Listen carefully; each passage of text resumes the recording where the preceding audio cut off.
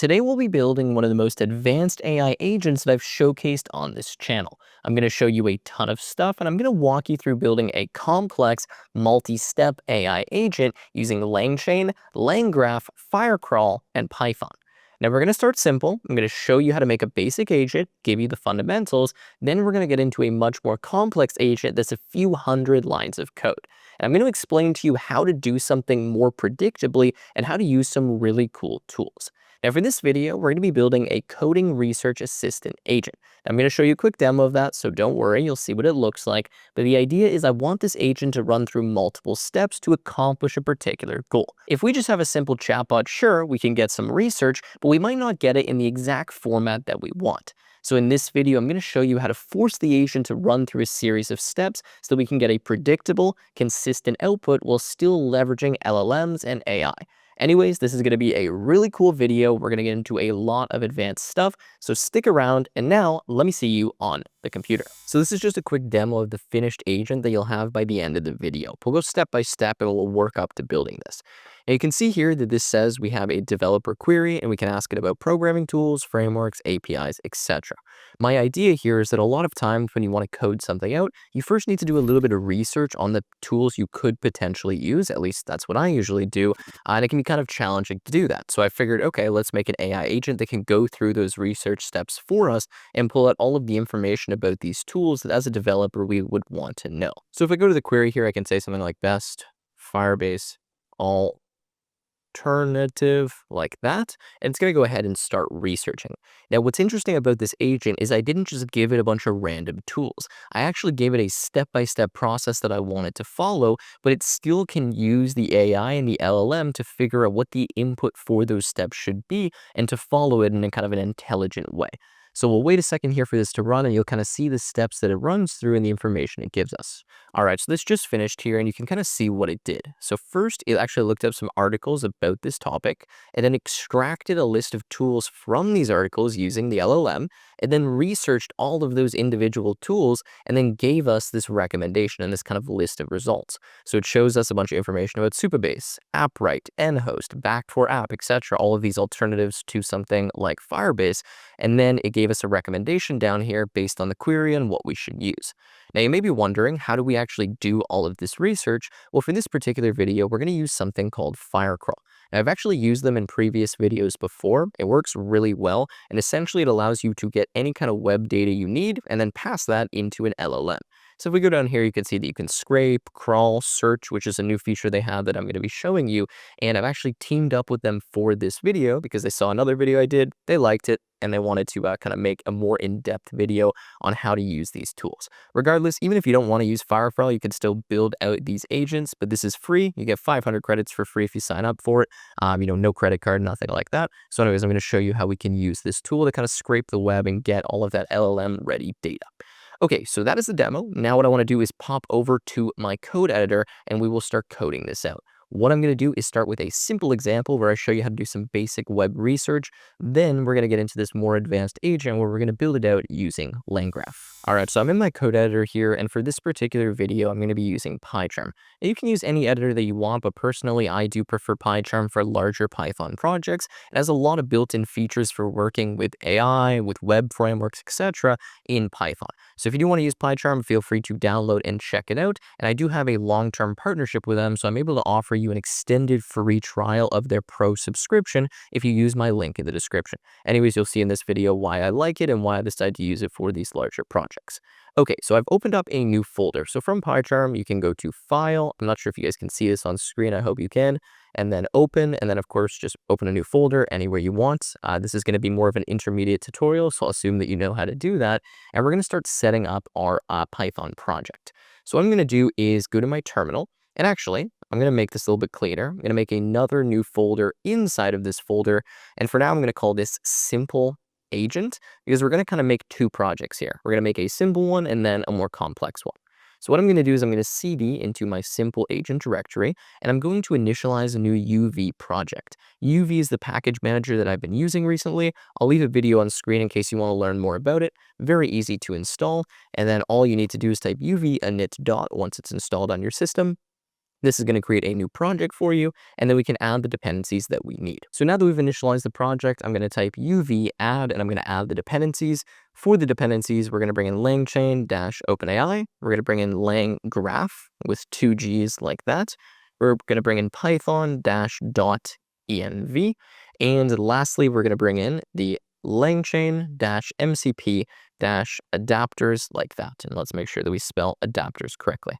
Okay, so these are all the packages that we need. I'm going to go ahead and press enter. And if you're unfamiliar with LangChain and LangGraph, this is a higher level Python framework that allows you to really easily build AI agents. I have a bunch of videos going over them on this channel, and LangGraph is a bit more of the kind of complex, advanced version of LangChain that allows us to do some, I don't know, more interesting and kind of technically complex agents. So I'm going to give you a quick intro to LangGraph here in this kind of simple agent, and then we'll get more into it later. And I also have an entire tutorial on this channel that shows you how to use LangGraph if you're interested. Okay, so now we should see that we have some files that were created automatically for us inside of this project. So we have the pyproject.toml with all of our dependencies, main.py, etc. So let's go inside of main.py and let's start coding some stuff out. All right, so let's clear what's inside of this file. Now for right now, what I'm going to do is I'm going to show you how we make a simple agent using LangGraph that can access some various tools. Now these tools are going to come from Firecrawl. So Firecrawl actually has an MCP server. MCP stands for Model Context Protocol, and it's very easy to kind of connect to this MCP server, where it then allows you to utilize all of the Firecrawl tools. So this agent is just going to have access to this MCP server. I'm going to show you how we can connect to that from code, and then it will be able to pull all of the tools from Firecrawl and use them when it deems fit. Okay, so it can kind of just randomly call these tools whenever it needs to. And then later in the video, I'll show you how we get more control so that we know when it's calling the tools and why, and we're not just letting it kind of randomly go off and do its thing. Anyways, there's a time and a place for each, but for now we're going to say import, or sorry, we're going to say from MCP, we're going to import the client session and the stdio server parameters, okay? So this is a way that we can connect to the MCP server. We're then going to say from mcp.client.stdio, we're going to import the stdio clients like that. We're then going to say from LangChain _MCP adapters .tools, import the load MCP tools function. We're then going to say from LangGraph, okay, and this is going to be .prebuilt, and we're going to import the create React agent. This is a pre-built agent framework that we can bring in from LangGraph that makes it really easy to create an AI agent. We're then going to say from LangChain _OpenAI, because we're going to use OpenAI for our LLM here. We're going to import the chat OpenAI. We're going to say from .env, import load.env. What this allows us to do is load an environment variable file directly from our Python script, which we're going to need to do. We're going to say import, and this is going to be async IO, and then we're going to import OS. Okay, and then down here, before I forget, we're going to call this load.env function. All right, so these are all the imports that we need. You can kind of get an idea of what we're going to be using from these modules. And what I want to do right now is I just want to set up the credentials that we're going to need for this project. So inside of the simple AI agent, I'm going to make a new file, and I'm going to call this .env. Now, inside of here, we put environment variables, which are secrets essentially, or credentials that we don't want to share with other people. So first, we're going to need the Firecrawl _API _key. Okay, so this is one variable we're going to have. We're then going to have our OpenAI _API _key. Okay, so we need to get both of these values. I'm going to show you how we get them, and then we're going to use them from our code. So let's start with Firecrawl. Again, I'll leave a link in the description. This is free. You don't need to pay for it. If you go to this site, you can make a new account on Firecrawl, and then it will give you 500 credits, which will last even, beyond this tutorial. So from Firecrawl, make the account. Just make sure it's a new one if you want kind of a refresh on credits here. Go to your dashboard, and then what we're going to do is go to API keys. Okay, so we're going to find API keys down here on the left-hand side, or wherever they've maybe moved it to when you're watching this video. You're going to go create new API key, or you can just use your default key, and then you're going to copy that, okay? Now, make sure you don't leak this key to anyone, otherwise they can access your Firecrawl account. So I'm just going to copy this. I'm going to go back here to Firecrawl, and I'm going to paste this key, and obviously I will delete it after. Okay, once you have this, you'll now be able to use the various features from Firecrawl, like, extracting, searching, etc., from the web, right? Or doing all the research features, etc. Then we're going to need an OpenAI API key. So I'm going to go to API keys here. I'm going to make a new API key on the OpenAI platform. So you can use any LLM that you want, but OpenAI is probably just the best one for this video. So you can go to platform.openai.com, make sure you have an account and that you plug in a credit card here. Maybe you need 50 cents to be able to complete this video. Go create new key. So I'm going to make new key and I'm going to call this Firecrawl or something. Okay, we'll go project here, default project. And then I am going to copy this key and paste it into my environment variable file. Okay, so let's copy that again. Don't leak that to anyone. Paste that in here. And now we're good to go with our environment variables. Okay, so first thing we're going to do here is we're going to set up our model. Whenever you build an AI agent, you need a model or an LLM, which is kind of the brains of the agent. And then you can give the agent things like tools, which in this case is going to come from the MCP server. So I'm going to say model is equal to chat OpenAI. Okay, and then we are going to specify the model we want to use. Now for this, we can just use GPT-4.1. This is going to give us a pretty good performance, although it will be a little bit expensive. We're then going to say the temperature here is equal to 0. And I'm going to say OpenAI underscore API underscore key is equal to os.get env. And then this is going to be OpenAI underscore API underscore key. Okay, so make sure that environment variable file is in the same directory as your Python script. Now from here, we're going to connect to the Firecrawl MCP server. By the way, what I'm showing you here will work for any MCP server, but obviously we're just using Firecrawl for this particular one, but you could connect to 20 different MCP servers if you want and have a bunch of different tools that the AI agent has access to coming from different sources. So what I'm going to do is say the server underscore params, okay, is equal to the stdio server parameters. Stdio stands for standard input output, which is the way that we're running this MCP server. We're then going to say the command is equal to npx. We're going to say env is equal to a dictionary, and then we're going to specify our Firecrawl API key. So we're going to say Firecrawl underscore API underscore key, and then this is going to be equal to os.getEnv with the Firecrawl API key. Okay, so essentially what we're doing is we're telling them, all right, this is an environment variable we're going to need in order to run this code, so we're going to inject it here. Then we're going to say the arguments are equal to a dictionary, and we're going to say Firecrawl-MCP. Okay, so all we're actually effectively doing here is we're going to be running a background process which runs the Firecrawl MCP kind of client that can connect to the server, and then our Python code can communicate with this using something called standard input output to kind of call or trigger the tools and get the result from the tools. Okay, so we've now done these server parameters. Now what we need to do is connect to the MCP server or to the MCP client and start using it. So what we're going to do is make a function. We need to make this an async function. So we're going to say async define main. Okay. And then we're going to say async with, and this is going to be stdio underscore client. And we're going to pass the server parameters. And we're going to say as, not client, but as read and write, because there's two things we can do. We can read from the client where we get the result of the agent or the tool call, or we can write where we're, for example, calling a tool. Okay. We're then going to say async with, and then this is going to be the client session. And for the client session, we need to pass the read and the write operations, as well as we're going to call this our session. Okay, so we're connecting to the client. We're creating a new session on the client with the ability to read and write. We're just calling that session.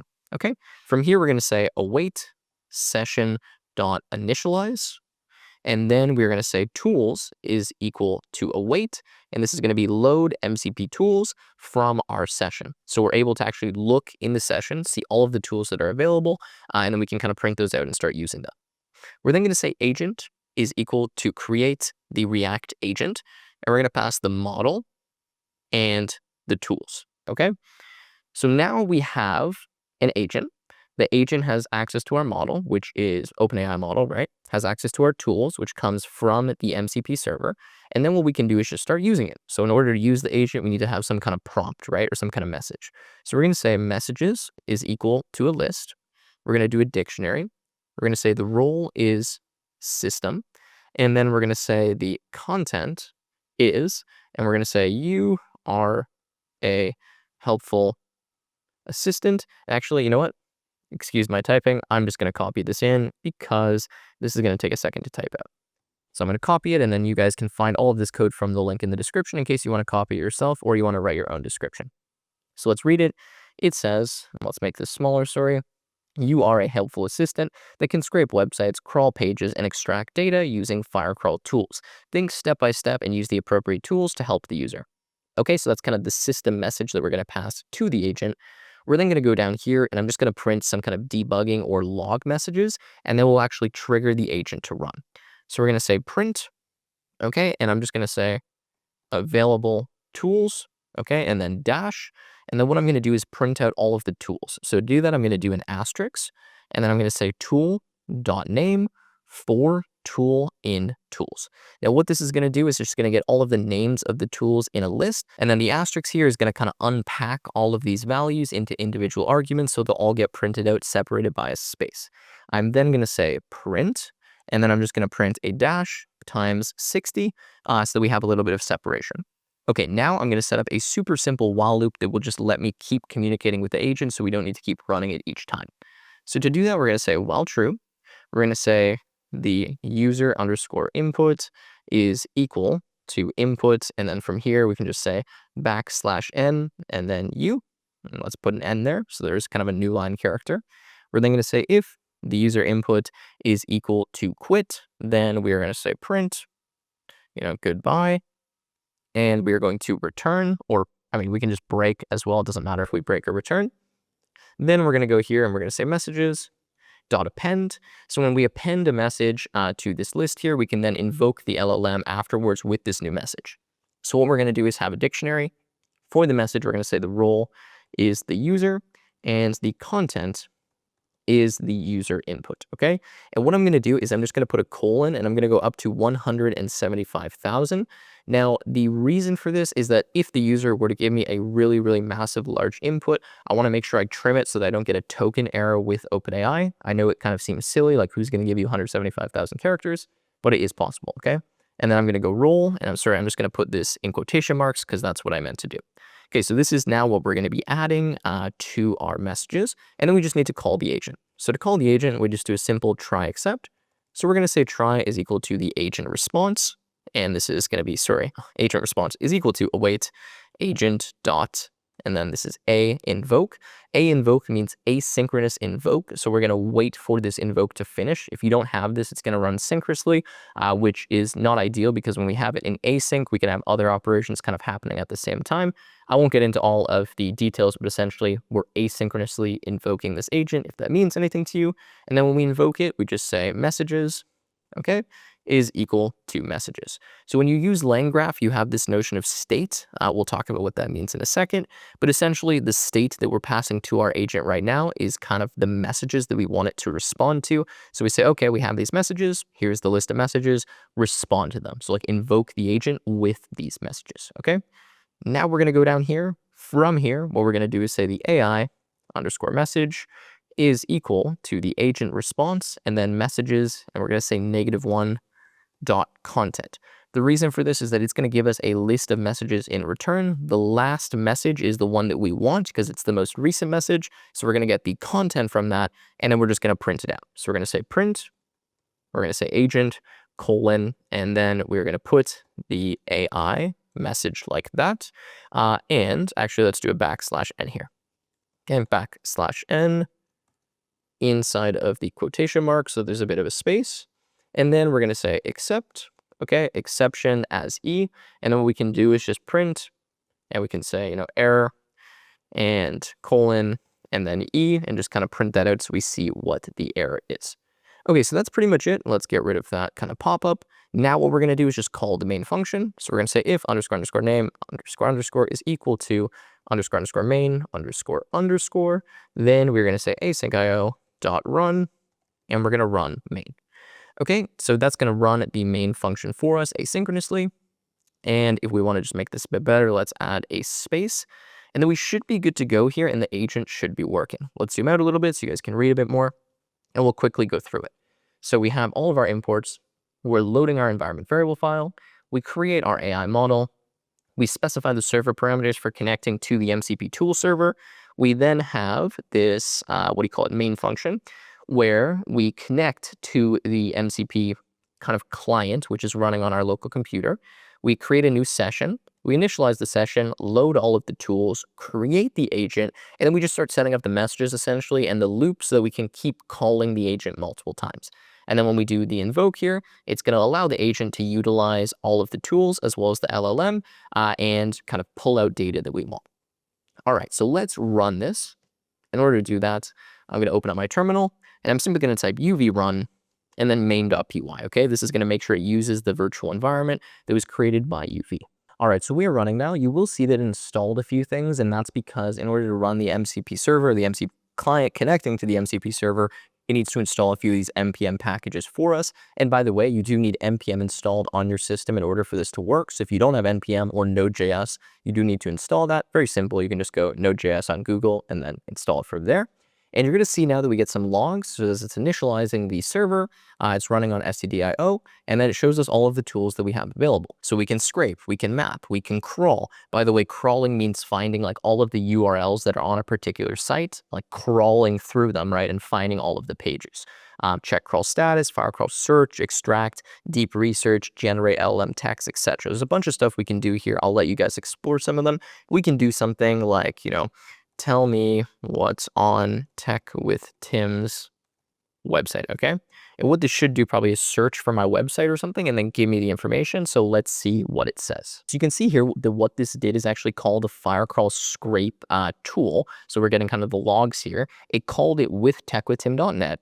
And then this was the format and kind of some of the other options that it specified. The LLM is doing this, not us, right? It's specifying how it wants to use the tool. And then it says, okay, here's what's on the website. Now we can go through, it finds my name, all of my courses, all that kind of information, etc. Okay, so I just restarted this, so we got a clean output. I'm going to ask it now something like, find the top 5 best headphones on Amazon. Let's see what tools it decides to use for that. Okay, and of course, I've exceeded the rate limit on OpenAI, which happens quite a bit with some of these kind of larger requests that we're doing. So what I'm going to do is just change the model here to be GPT 4o.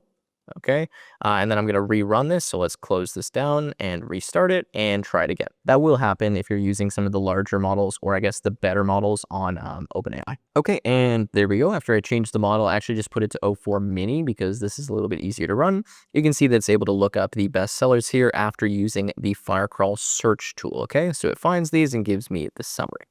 Now, of course, there's a lot more stuff you can do here with this agent, but as you'll see, you don't know exactly what it's going to call because it's just the LLM deciding okay, I need this tool or this tool.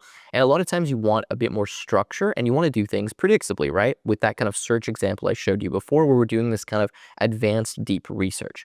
So as much as this is really cool and you can use this and just utilize something like the MCP server very easily, what I want to show you how to do now is how to build this more advanced agent. It's going to be maybe 400, 500 lines of code, and how we can control the flow by manually kind of setting up the tools to run the way that we want.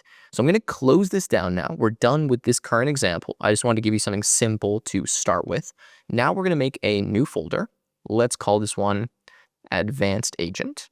Okay, and inside of here, we're going to start setting up kind of a similar structure, but we're going to set up the advanced agent. So I'm going to say cd ... I'm going to cd into the advanced agent. Again, we're going to type uv init and then dot, and we're going to add our various dependencies and then kind of start templating the project and writing out all of our code using a more custom LangGraph model, or LangGraph agent, I should say. All right, so from here, we're going to add the dependencies. So we're going to say uv add. We're going to add Firecrawl-Pine. I'm going to show this to you in a second, but they also have an SDK so that we can manually call these tools rather than relying on the MCP server. Obviously, MCP server is great, but if we want to control exactly what tool we're calling, we can do that more precisely with the SDK. We're then going to say LangChain, because we need that. We're going to bring in LangChain-OpenAI like last time. We're going to bring in LangGraph, again, same as last time.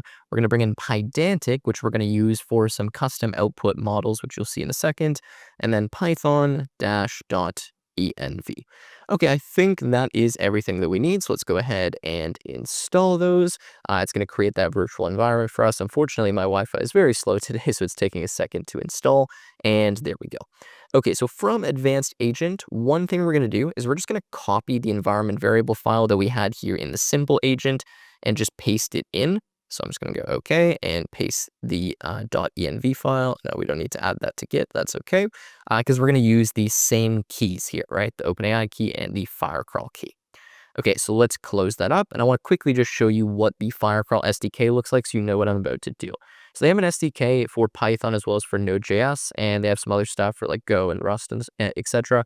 You can see here that essentially in order to just manually use the Firecrawl tools like scraping a URL or crawling a URL, you can just call these functions as long as you have the API key loaded, and then you can pass the various options. So before, the LLM was just doing that for us. Now we're going to load in the tools and kind of use them ourselves, but again, allow the LLM to call them based on the step that we're performing in our kind of agent flow. So you can read through this site. I'll leave the docs in the description, but it's quite simple in order to use this. And they have, I believe, what do you call it? An API reference here too, if you want to just call this based on like actually using the API as opposed to using the SDK, which is what we're going to be using. Okay, hopefully that makes sense. Let's go back here to our Python code. Let's close this up. Let's make sure we're inside the advanced agent. And I just want to template out the project. So I'm going to make another folder inside of here. I'm going to call this src. Inside of src, I'm going to make a few files. So I'm going to go new, file, __init, __.py, just to make this a Python package. Okay, we don't need to do that because we're not adding this to Git right now. We can make another new file. This is going to be Firecrawl.py, where we're going to do all of the Firecrawl related operations for the search. We're then going to go new, file, and then we're going to call this models.py. Okay, we're going to go new, file, and then prompts.py, because we're going to have some longer prompts, which you'll see here that I've already written out. And then we're going to have workflow. So new file, workflow.py. Okay, just to kind of make the structure a little bit better. Then from main.py, we're just going to clear everything inside of here. This will be the entry point of our project, but for now, we don't need anything. Okay, so that's that.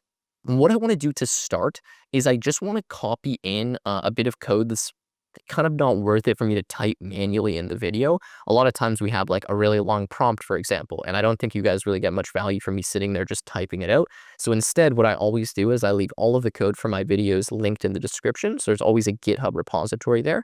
It looks exactly like what you see in the video because when I finish, I just upload it to GitHub and you'll be able to find these files. So this models.py file and this prompts.py file from the advanced agent directory. Now what we're going to do is we're going to start with models and we're just going to copy everything that I have in the models file into the models file. Okay, so go on GitHub, find this file, right? It's about 36 lines of code or 37, whatever. And you can just copy all of this in. Okay, I'm going to explain what these models are. So what we do is we import typing, we import Pydantic. Pydantic is something that allows us to validate data really easily in Python and kind of set the typing for particular data that we want. And what we're going to be using these models for is telling our LLM, hey, take all of this text data that we get from the web, for example, and pipe it into this Python object so that we have all of these really specific fields. So if you've ever wondered, how do we make an LLM or an AI agent give us the exact data that we want that's not in like markdown format, that's what I'm going to show you how to do. It's called a structured output model. But in order to use those types of models, you need to have this kind of schema or this type defined. In this case, it's a class, a Pydantic class that you pass to the model so it knows what the output should look like. So what I've done is I've just written 3 kind of Pydantic classes here where I have company analysis, I have company info, and I have research state, which all inherit from this Pydantic base model. And then I just define the field name and the type of these fields so my model knows what to put in, what to put as these values, sorry. So for example, for company analysis, I want the pricing model. I want if it's open source, which is optional because we might not know if it's open source or not, right? We want the tech stack. We want the description. We want to know if there's an API available, if there's language support. So we put all of the things that we want every single time. We specify the type as well as, in this case, like the type within the list. And then our model will know what to actually put inside of this or what data to give us, sorry. Same thing, company info, name, description, website, pricing model, etc. Okay, API available. And then we have the research state where we have query, the extracted tools, companies, search results, analysis, etc. Okay, so you can adjust these and you can make more if you want, but I just figured there's not a lot of value in me just typing all of this out for you. So we have the models now, which we're going to use, and then we're going to have prompts, okay? Now, same thing here. I'm just going to bring in my prompts. These are a little bit long, so feel free to read through them on your own time if you want to see exactly what we're using here. But I just made a class just to keep this kind of nice and tidy called developer tools prompts, okay? Then I have a bunch of prompts that we're going to use. So the ones that are variables are ones that are just kind of, standard text prompts that don't change. And then the ones that are functions just take in some variables so that we can embed those variables in the prompt. So for example, when we're doing tool extraction, we need to know the query and we need to know the content of the article so we can pass that to this function and it then returns us this prompt that specifies kind of all of these different values, right? Okay. Then we have tool analysis system. You're analyzing developer tools and programming technologies, focus on XYZ, whatever. Okay. We have the tool analysis user. So here we have company tool, website contents up to 2,500 characters, and then analyze the content from the developer's perspective, et cetera, et cetera. We have the recommendation system prompt because we're using a bunch of prompts. Okay. And then the recommendation user with query and company data. Okay. So those are all our prompts. We now have the models. We have the prompts. The rest I will type with you line by line. But again, this stuff just doesn't make a lot of sense to type out. All right. So now what we're going to do is we're going to go into Firecrawl because obviously we need to access this tool in order to do that web research. So I'm going to start here by saying import OS. And let's make this a little bit larger. I'm going to say import, or sorry, not import, from Firecrawl. Import the Firecrawl app like that, and needs to be lowercase Firecrawl app, and then the scrape options. And I'm just going to quickly change my interpreter so that we're able to find these packages. I can do that in PyCharm by pressing on where it says Python 3.3. I can go add new interpreter, add local interpreter. I'm going to go existing, and then I'm going to click on these three dots, and I'm going to select my existing interpreter. So the existing interpreter is on my desktop in the advanced agent folder, in this .venv folder, in the bin, and then it's going to be the Python file here. So Python 3.13. Okay. So press on OK. Press on OK. Wait for PyCharm to index this, and then you can see that it's showing this to me. Okay. So we have the scrape options, Firecrawl app, and now our autocomplete is working. I'm then going to say from .env import load.env.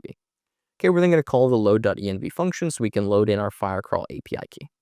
We're then going to make a class. We're going to say class, and this is going to be the Firecrawl service, okay? And we are going to define an init. So we're going to say define __ init.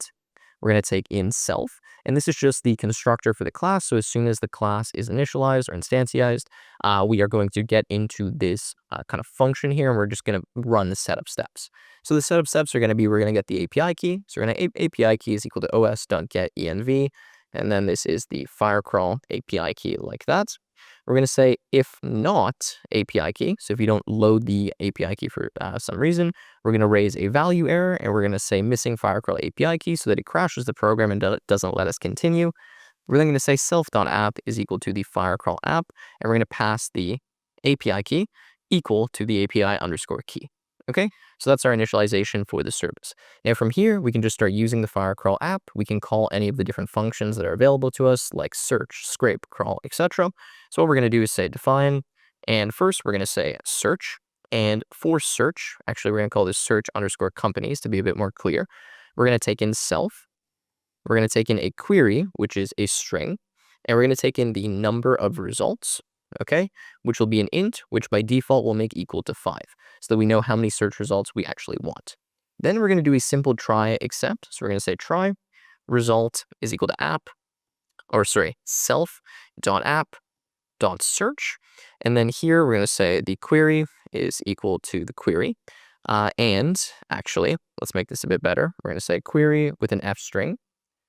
Okay, we're going to put the variable query inside of the f string, and then we're going to say company pricing. Okay, so it's going to, when it searches these companies, it's going to search for the company name or the query and then company pricing so it can find the data that we need.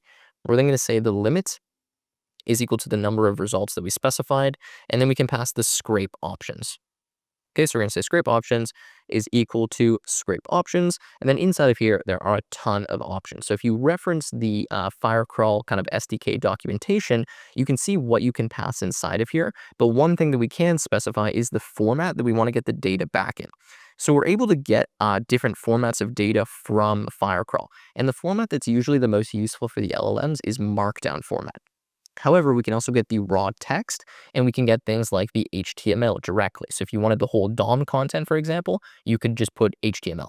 If you just want Markdown, which is going to be kind of the formatted content from the page, then you put Markdown, right? So I'm specifying that I want the Markdown format because that's the most useful to me. But for different situations, you can use different formats. I then am going to return the result. Okay, and I'm going to say except exception as E. And then if there's an error, I'm just going to print E, and I'm just going to return a list. Okay, so that should be that for search companies. I'm then going to say define, and we're going to set up one for scraping. So we're going to say scrape company underscore pages. So all these different kind of tools, right? They have different use cases. When you're searching, you're like searching on the web, looking for particular information that you don't already know what the site of it is for, or what the site domain is, sorry. So for example, if you're searching Tech with Tim's website, you don't know that it's techwithtim.net. You're searching for it and then trying to find it. Whereas if you're scraping, you already know the website that you want to get the content from. So you're saying, hey, scrape this site, you give it the URL, and it goes in and extracts all of the content for you, okay? So from here, we're going to take in the URL, which will be string. And what we're going to do is the same thing with the try except. So we're going to say try. We're going to say result is equal to self.app.scrape underscore URL. Okay, we're going to pass the URL, and then same thing. We're going to say formats are equal to, and I'm going to specify the markdown like that. Okay, so different parameters based on the specific tool that you're using. I'm going to say return results like that. I'm going to say except exception as E, print E, and then return none if there's an issue here. Okay, so that is going to allow us to scrape company pages and search companies. For now, these are the only two tools that I need from Firecrawl. If I needed more, I can write them in and I can use them, but I don't want to overcomplicate it by adding too many different tools. And you saw again from the MCP server, you kind of get all of them, whereas here I'm just showing you how we set up a kind of a basic service class that just uses two of them. But if you wanted to map or crawl or do any of those other things, again, you can just set up your own kind of function for that and provide that as a tool to the LLM or to the agent, which we'll write in a second. So now we have the models, the prompts, and we have the Firecrawl service. Now what I want to do is go into workflow, which is where we're going to start writing some more of the complex code where we use LangFlow. So let's get into our imports here. We're going to say from typing import dictionary, if we can spell dictionary correctly, and any. We're going to say from LangGraph, and this is going to be .graph. We're going to import the state graph and the end. Now, I will explain what these are, but if you want like a really in-depth explanation of LangGraph, then check out the video that I have on my channel, which is a just dedicated LangGraph tutorial. I'm then going to say from LangChain underscore OpenAI, import the chat OpenAI. I'm then going to say from LangChain underscore core, okay, dot messages. And then I'm going to import the human message and the system message. And then I'm going to do my local imports. So I'm going to say from.models, import the research state. Okay, again, these are the models that we defined, the company info, and the company analysis. I'm then going to say from.firecrawl. Okay, and we are going to import the Firecrawl service that we wrote. And then I'm going to say from.prompts, and I'm going to import the developer tools prompts, which is just the class, and then I can access the attributes from that class for the prompts that I need.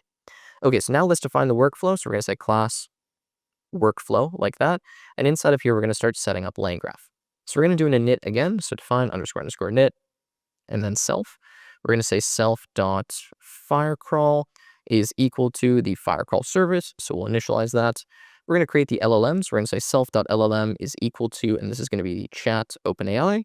From here, we can say the model is equal to GPT-40. And actually, I'm going to make it mini so that it works a little bit better, or at least we use less tokens. I'm then going to say temperature is equal to 0.1. I'm going to say self.prompts, okay, is equal to the developer tool prompts. So I'll just initialize that so we can access it. Then I'm going to say self.workflow is equal to self._build _workflow, which is a function we're going to write in 1 second. Okay, so let's go down and write that function. We're going to say define build workflow, take in self. For right now, we're going to pass, but here's where we're going to set up the LangGraph. So the way that LangGraph works, again, notice it says graph, right, is that we can create this graph that we can kind of flow the agent through, and we can control the node or the state at which the agent is at. So what we're going to do is we're going to set up a graph where we have the following stages. The first stage is we're going to extract the various tools that could be candidates for what it is that we're trying to research. Because again, this is kind of like a coding tool research agent. So if I do something like, what's the best alternative to Python, for example? Well, we need to now extract all of the tools that could be the alternative and then start researching them. So step one is essentially find what those tools are that could be alternatives by searching on the web, looking up articles, etc. Then step two is to research those particular tools. Okay, so we're going to have this graph where we extract, we research, and then we analyze. So the third step is analysis. We have all of this data now, which is what Firecrawl helps us get. Boom, pass it into the LLM and get the analysis from the AI. So we can essentially set up this graph where we have these three different stages that are connected to each other in that order, and then we can pass state through the graph. So we collect things at stage one, that's now state that we pass to stage two, and we can keep adjusting the state and updating it as we move through this LangGraph. Okay? So what we're going to do is we're just going to write out the various stages that we need, and then we're going to connect it in the graph. So it's going to seem like a lot of coding, but we just need the steps before we can build the graph out. So first we're going to say define underscore extract underscore tools underscore step. Now the reason I'm writing these with underscores is these are going to be private methods, which means that they're not meant to be called outside of the class. Now they could be because Python doesn't actually hide this, but it's just a convention in Python. You put a leading underscore if you want to make something private. Okay, so we're going to have self and then state. Now for all of these kind of functions that you write, which are going to be stages or nodes in your LangGraph, you need to specify the state that you want to be passed. So in this case, we're going to specify the state is the research state. The research state, if we go back here to models, is this, okay? So right now, the research state will start empty, or we'll just have the query, right? We won't have all of the extracted tools and stuff. Then we will update this state and we'll pass it on to the next stage. So we have the state, which is the research stage, and then we need to specify that this is going to return a dictionary with string and any. Again, if you really want like in-depth clarity on how to do this, watch that LangGraph tutorial. All right, from here, we're just going to print kind of a logging message. So we're going to say print, finding articles about, and then this is going to be state dot query, and I'm just going to put an F string here, and then I'm going to copy in a little emoji. You guys can use emojis if you want, but you don't need to. Just a magnifying glass to make it look a little bit nicer. Okay, so we're going to print that out. We're then going to say the article underscore query is equal to, and what I'm going to do is put an F string, and I'm going to take my query, so I'm going to say state dot query, and I'm going to say tools compare sin, okay, best alternatives. So pretty much what we'll do every single time, let's spell comparison correctly, is as soon as someone types a tool, so they type like Python, Rust, Fast API, whatever, we're just going to do this query. So Fast API tools comparison best alternatives. So we just kind of craft that manually and look up articles that are relevant to that. So then we're going to say search results is equal to, and we're going to say self dot firecrawl, because we've created the service, right, dot search companies, and then we're going to pass the article query, and we're going to say the number of results, and you can pass whatever you want. I'm just going to go number of results is equal to 3. So we'll then essentially search this on the internet, and then be able to look in those articles, find information about them, and kind of proceed from there. Okay, so now we're going to say all content is equal to an empty string. What we're about to do here is we're going to take all the search results from Firecrawl, we're going to combine it into a string or content that we can then pass to the LLM, so the LLM can kind of analyze that, pull out what the actual tools are from this search result, and then allow us to kind of loop through them and find the detailed information about those tools. So we're going to say for result in search results, and then this is going to be dot data. What we're going to do is say URL is equal to results dot get, and we're going to get the URL and an empty string. And sorry, this should be result dot get, not results. Okay, we're then going to say scraped is equal to self dot firecrawl, okay, and then dot scrape company pages, and then we're going to pass the URL. We're then going to say if scraped, so if this did work, all underscore content plus, and then this is going to be scraped dot markdown, okay? And we're going to get the first 1,500 characters plus \n. If you have a much larger context window, you can add more, but I'm just trying to be careful how much content I actually add to the model so I don't use a massive amount of tokens here. But again, this is something you could kind of make more complex. So what I'm doing is I'm saying, okay, we're going to get all the search results. The search results from search are going to be URLs, okay? So we're going to take those URLs. We're then going to scrape each of those URLs, which is going to be an article. And then we're going to take all of the content from that. We're going to pass that to an LLM, and the LLM is going to parse out the individual tools that match the criteria of our query, right? Which is kind of, a comparison or alternatives. You'll see what I mean as we keep going, but this is kind of an advanced technique for getting the information correctly. So we're then going to say messages is equal to, because now what we've done is we've said, okay, we take this query, we've searched it, we got this data from the articles that we scraped from the pages, and now we want to pass this to the LLM, so we need to pass this in a message. So we're going to say system message content is equal to self.prompts.tool extraction system, okay? We're then going to say human message, and the human message is going to be content is equal to self.prompts, okay? And not tool extraction system. This is going to be tool extraction user. And then we're going to pass the state.query and all of our content. Okay, now let's quickly look at the prompts so you can see exactly what we're doing. So if we go to prompts, we have the tool extraction system. You're a tech researcher, extract specific tool, library, platform, or service names from articles, focus on actual products/tools that developers can use, not general concepts or features. And then we have tool extraction user. We take in the query and the article content, extract the list of specific tools/service names mentioned in this content that are relevant to the query. Rules, do this, and then here's an example of what we want you to return. Okay, so now we have the messages. Now what we're going to do is essentially call the LLM with these messages. So we're going to say try response is equal to self.llm.invoke. We're going to pass the messages, okay, like that. We're then going to say tool underscore names are equal to, and we're going to say name.strip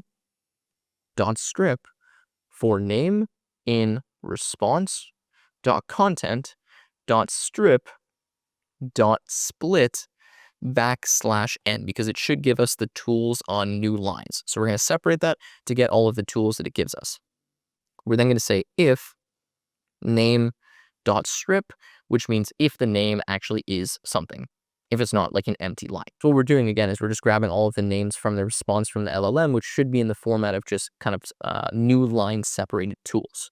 All right, we're then going to just say print, and we're going to say in an F string here, extracted tools, and then we're going to do a brace. I'm going to do comma, space, and actually we're going to need to do this inside of single quotes so it doesn't mess up the F string.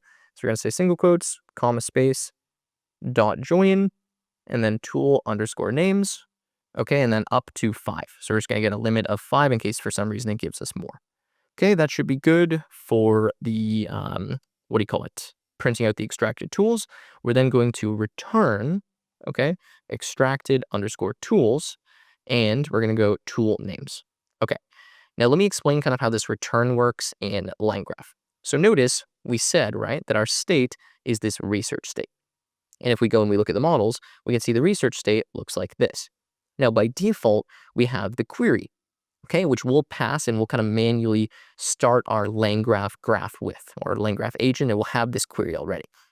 But then we want to keep track of the extracted tools, the companies, the search results, which we don't have right now.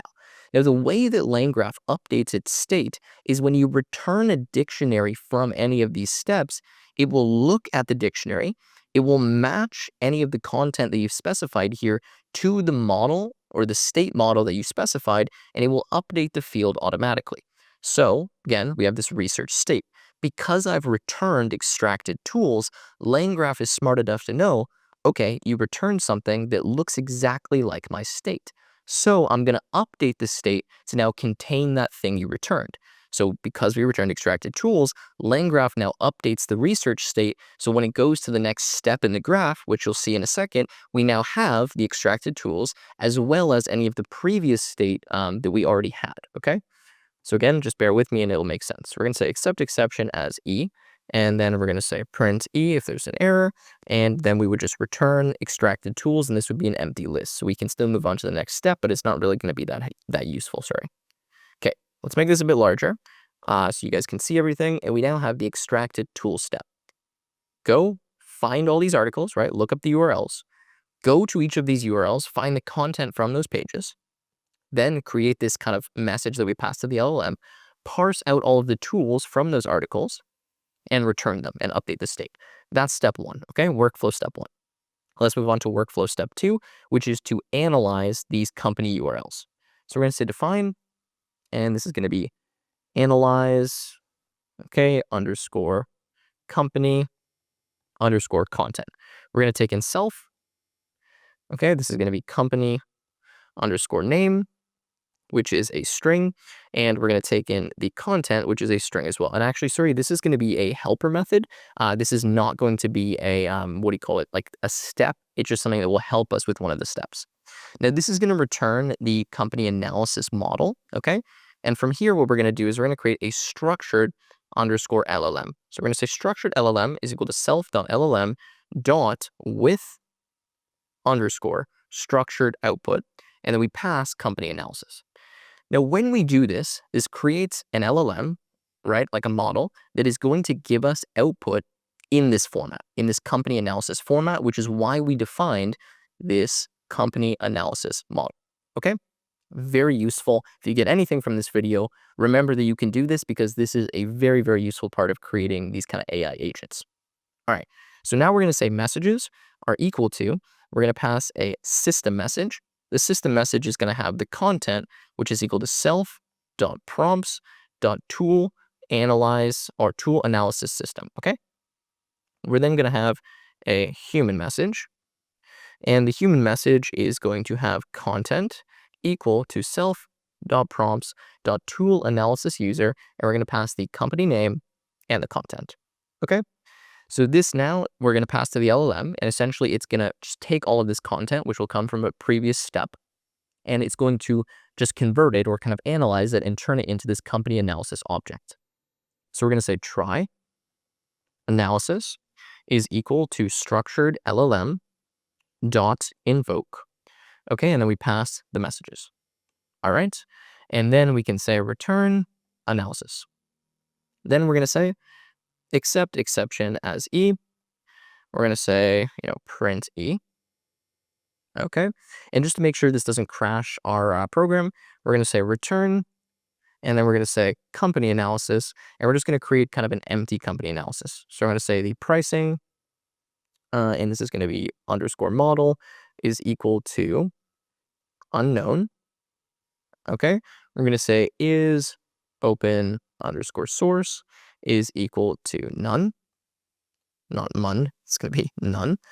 Okay, we're going to say the tech underscore stack is equal to an empty list.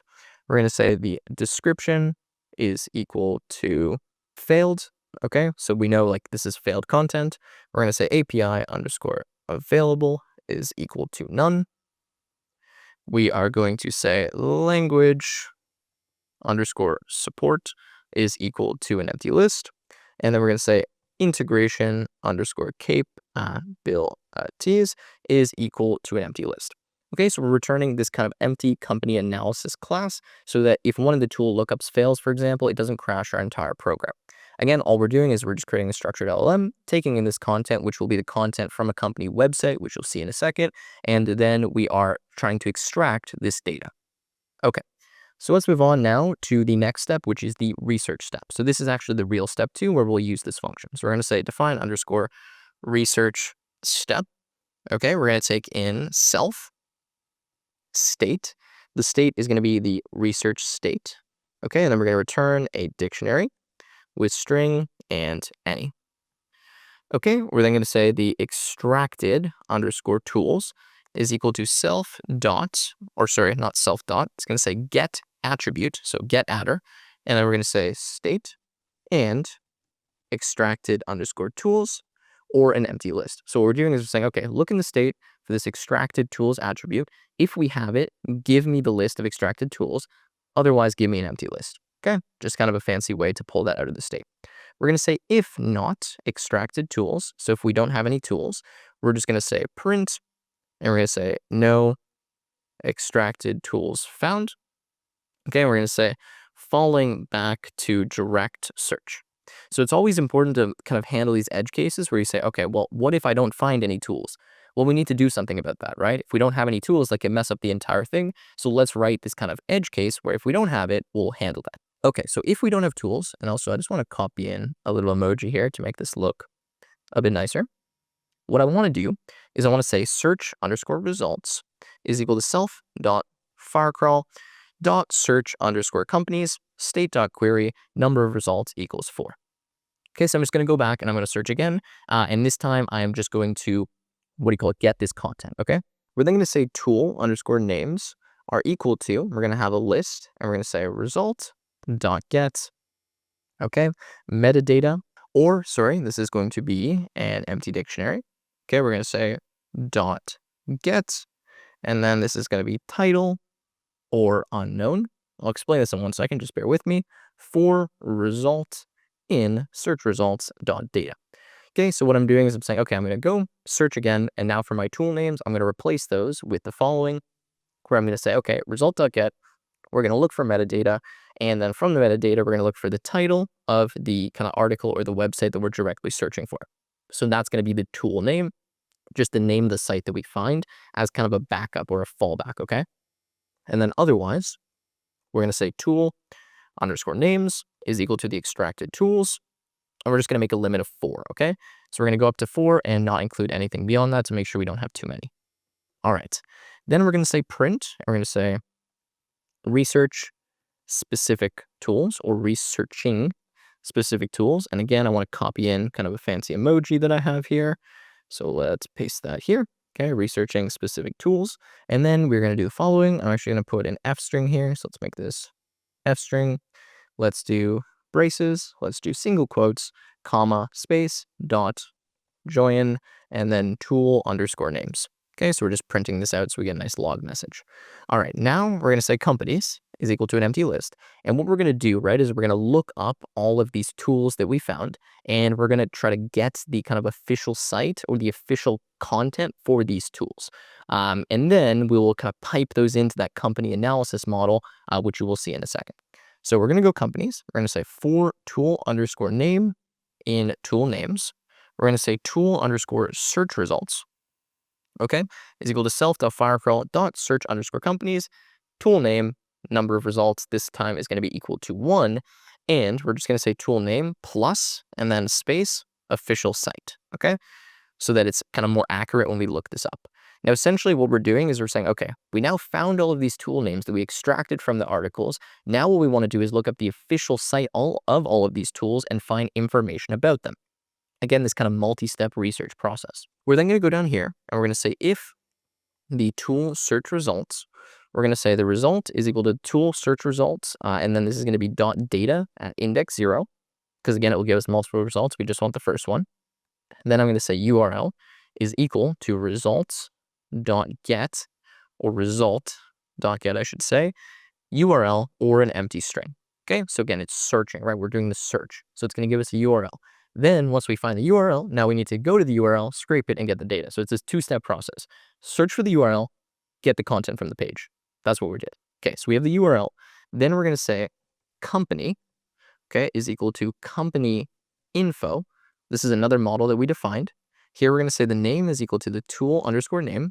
Okay, we're going to say the description is equal to results, dot get, and then markdown, which is just the description of the site that's found by Firecrawl. This is not all the content on the page. This is just the description, right, which shows up like in SEO when you're searching.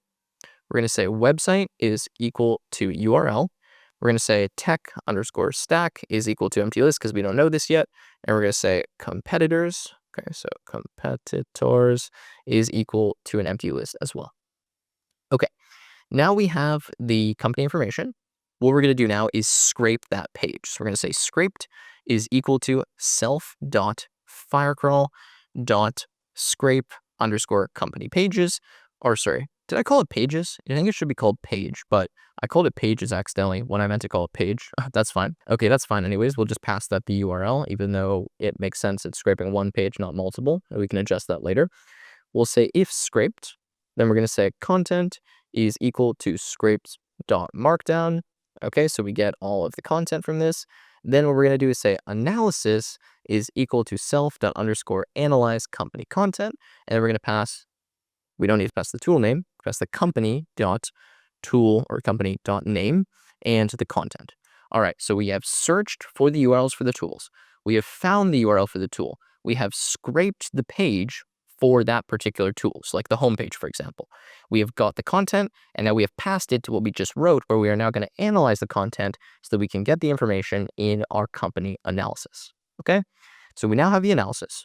We're then going to update our company. So we're going to say company.pricing_model is equal to analysis.pricing model. This is going to seem a little bit silly. I'll explain why we're doing this in a second. I'm going to say company.isOpenSource is equal to analysis.isOpenSource.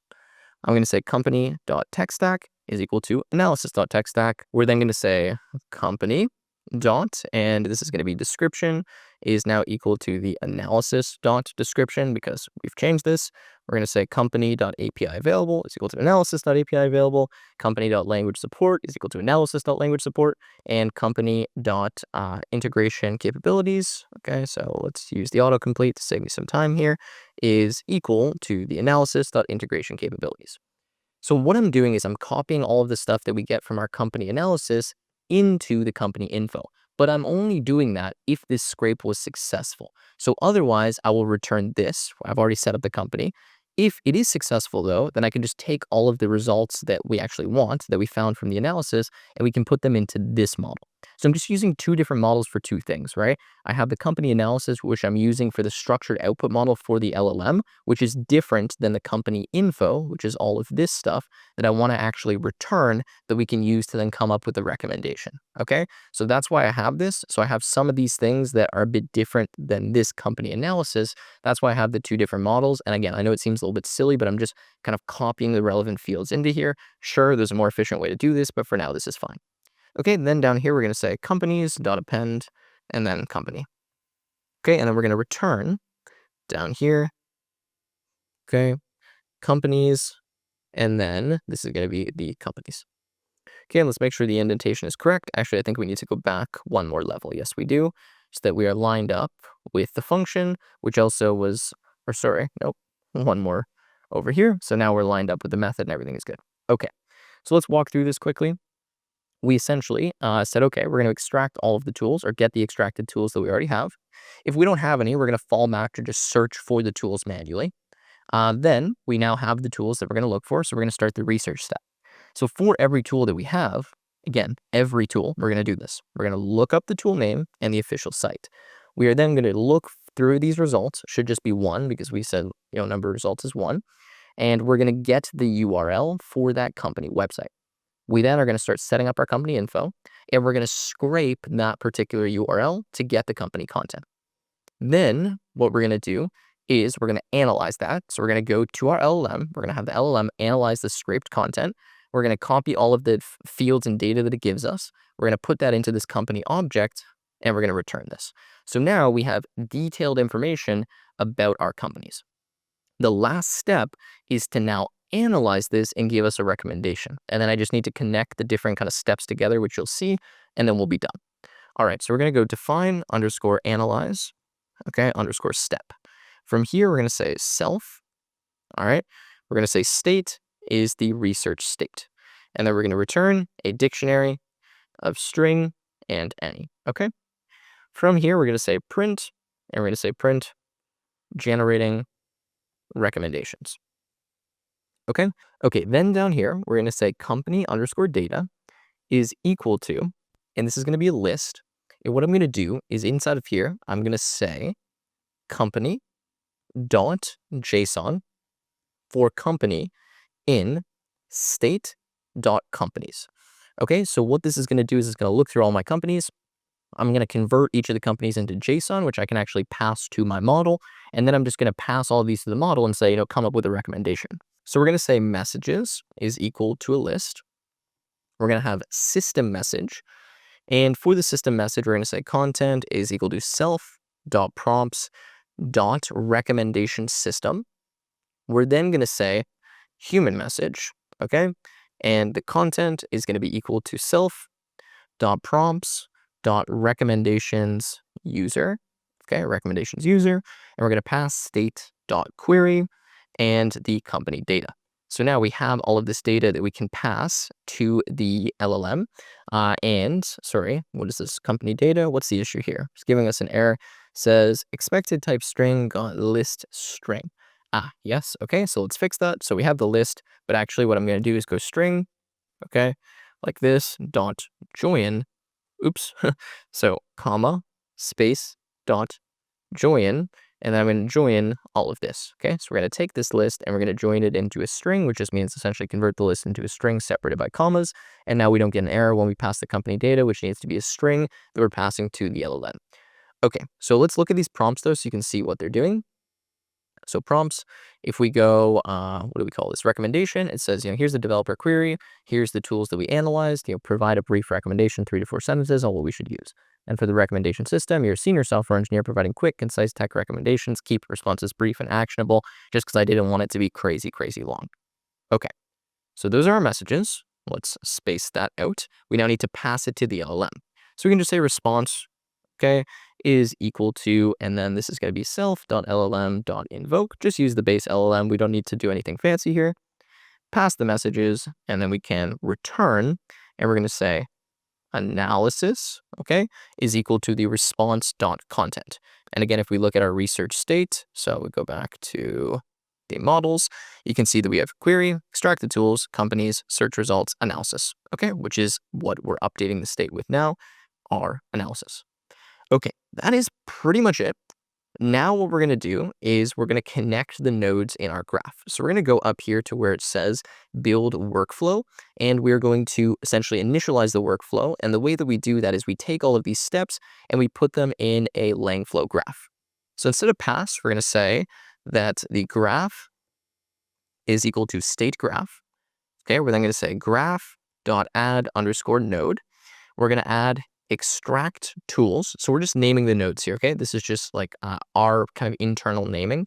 And then we're going to say that this is connected to self._extract tools step. But notice I don't call the function, I just reference the function like that.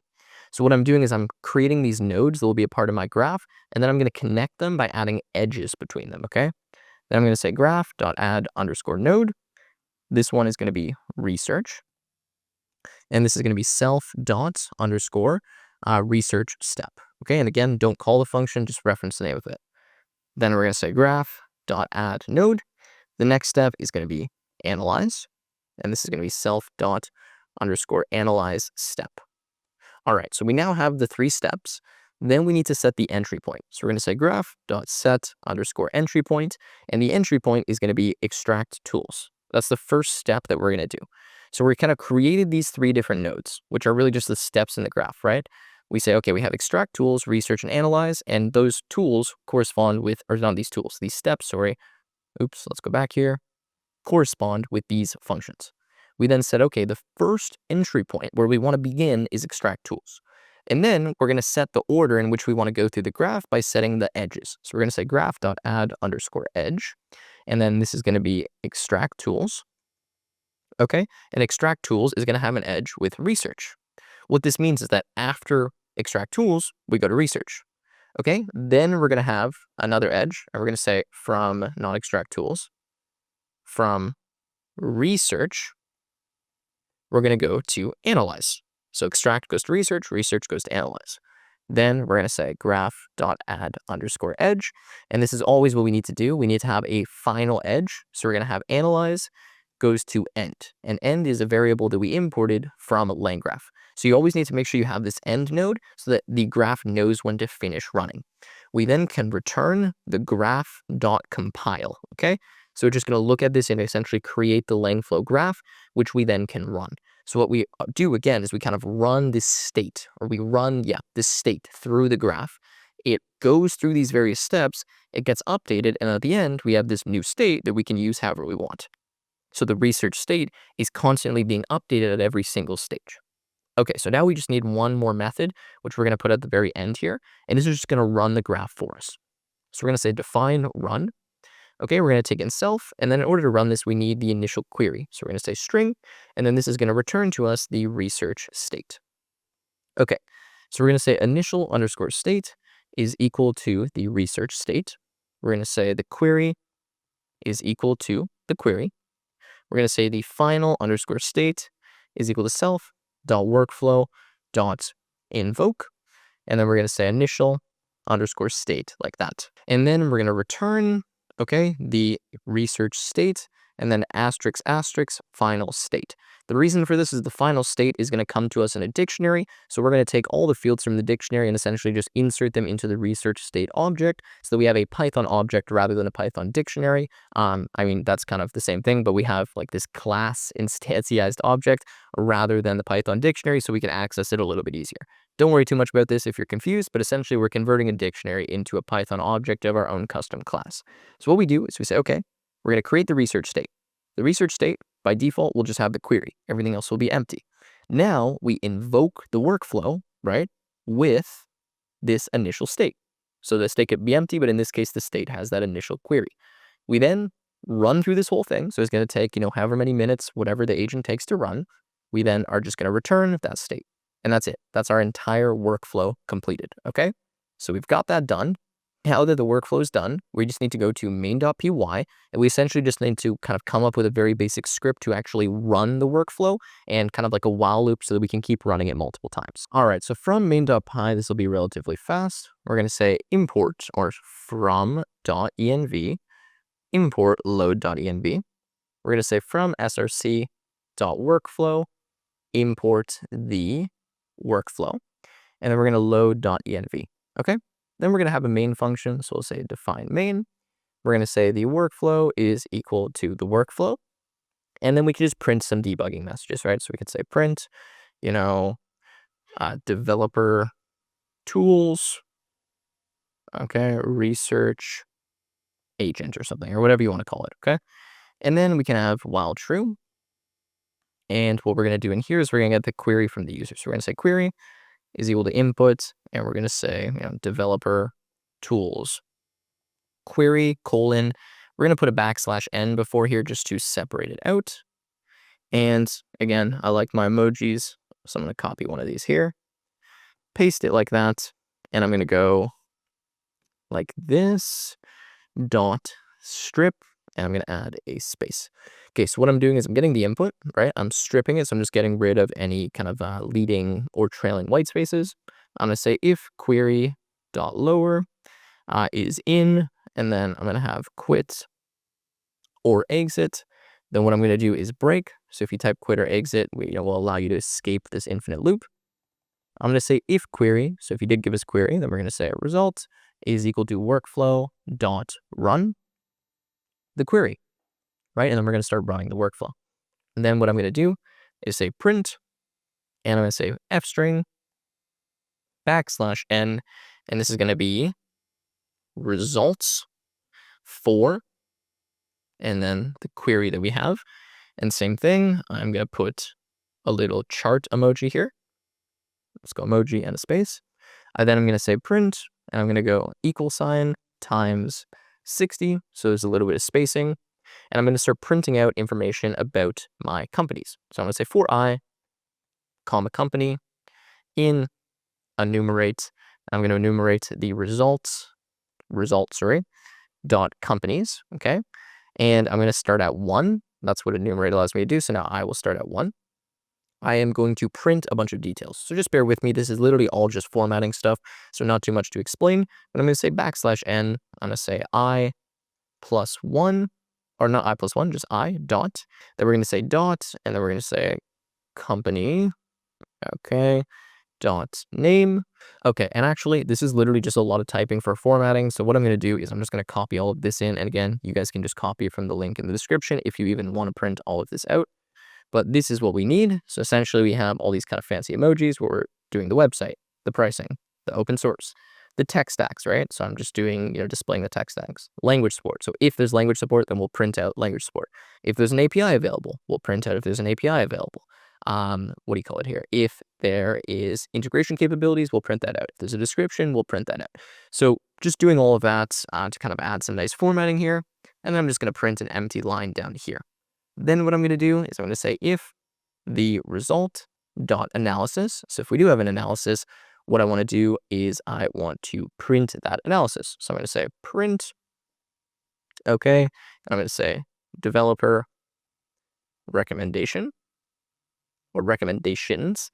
Then I'm going to print a dash times 40, and I'm going to print the result dot analysis. Okay. Why is this giving me an issue here? It says local variable result might be referenced before assignment. So where is result? Yes, needs to be inside of this if statement. So let's fix this. Okay, and let's move this print in one. That was the problem. Then recommendations, got to spell that right. Okay, so let's zoom out a little bit so you guys can read a bit better. Essentially what we're doing is we're saying, okay, we are going to run the workflow. We're going to get the results, right, which is our final state. And then we're just using the state, so we print out all of the information for the companies we found. Then we have the analysis, so we print out the analysis at the end. That's it. Then we just need to call this function. So we can say if underscore underscore name is equal to underscore underscore main underscore underscore. Then we are going to call the main function. Okay. So now we just need to run this and see if it works. And, knowing me, there'll probably be some errors here that we need to fix, but that's okay. So let's open up our terminal. Let's go here and let's go uv run and then main.py, and let's cross our fingers and hope that this works. Okay, so first error has occurred, and I know exactly what this is. It says, hey, when you're building this graph, you need to provide the schema, which I forgot to do. So if we go to workflow and we go to build workflow, I just need to specify the state that I want to have for my state graph. So this is going to be, what do we call it? Not state graph. I'm trying to remember the name. Research state. Okay, so we just need to specify this, which makes sense, right? You got to tell the workflow, okay, this is the type of state that you're going to be holding. So now we can rerun this after we've made that fix, and boom, there we go. It says developer tools query. Go with something like Firebase like we did in the demo and see if this works. Okay, and we can see this ran and actually ended up looking up a bunch of tools. So it looked up, what do you call it? Firebase authentication, Firebase Firestore, real-time database, etc. Found all of these different tools. Okay, so we have, Firebase Auth, Firebase Firestore, Cloud Functions, and then it gave us a recommendation. I recommend using Firebase Firestore. Now, I didn't ask it for like alternatives, right? I just said Firebase, so it didn't really know what we're actually looking for. So let's do something else. Let's maybe go like Google Cloud, alternative, and see if that kind of looks up and gives us maybe a better result. Okay, and here we go. You can see it found Linode, Vultr, Heroku, AWS, etc. And then it's generating recommendations because it searched all of these tools. So it found DigitalOcean, paid, not open source. Here's the languages available, etc. Integrations. Here's Linode, one that I've used, actually sponsored the channel for a long time. Kubernetes, MySQL, Go, etc. API, yes, available. GitHub, Google, etc. Here's a description. Vultr gives us the website, description, etc. Heroku, another one that's pretty cool that I've used many times. And then it recommends using DigitalOcean, for example, for whatever reason. So, we can keep going. We could add more search results. We could add more features. We could add more steps. And I hope you do that. That's the reason why I build these type of programs for you guys, so that you can get some inspiration, learn how to do the basics, and then really extend it and make something quite cool. But that's pretty much going to wrap it up. That's it. This is a pretty cool video in my opinion. I'm happy that I was able to make a much more complex agent with you and walk you through the process of doing that. And again, you can really see the level of control you get when you utilize these high quality tools and you use kind of these frameworks like LangGraph, where you really are writing it on a lower level as opposed to just tossing the tools to the model. So that's going to wrap it up. All this code will be available from the link in the description. If you enjoyed the video, make sure you leave a like, subscribe to the channel, and I will see you in the next one.